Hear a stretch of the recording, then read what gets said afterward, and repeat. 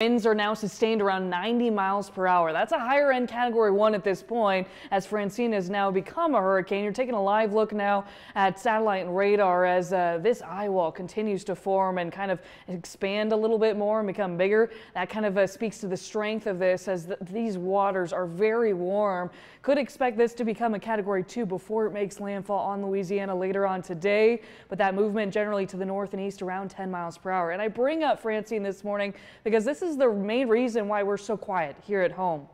This system, as you can imagine, pulling a lot of energy into it and sweeping up a lot of that Gulf moisture that we sometimes see return back here to home to give us some more of that humidity kind of paired with these warmer days, but we haven't seen that as of late. So clear skies is really the picture as we're starting out Wednesday morning. A few clouds across southeast Nebraska, maybe a little bit more across southwest Nebraska and the fringes of the panhandle. Other than that, you're waking up to clear skies and temperatures that have been falling overnight. Honda of Lincoln camera right now looking fairly quiet. We haven't seen too much of daybreak just yet because that sunrise time does get later and later. It's closer to almost 7:05 this morning, but a quiet look. There's one person out and about at South 27th and Yankee Hill Road.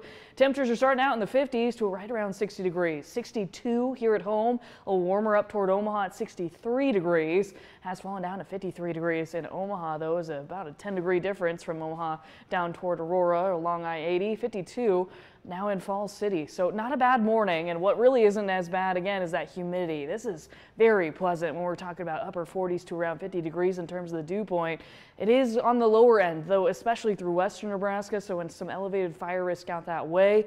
Winds though on the lighter side again as we're waking up this morning, less than 10 miles per hour, around 6-7 miles per hour as you can see in many locations, and those southern winds going to pick up temperatures into the upper 80s to around 90 degrees again today, still making us run about 10 degrees warmer than we should be at this time of the year. But as you'll see with Stormcast, sunny conditions expected throughout the afternoon. Really not too many clouds in the sky until we'll see some upper level clouds kind of moving in and out throughout the overnight hours before we're left quiet to start out another good day for Thursday. And a similar feel to tomorrow as well, dropping down to the lower 60s before we warm up to around 90 degrees.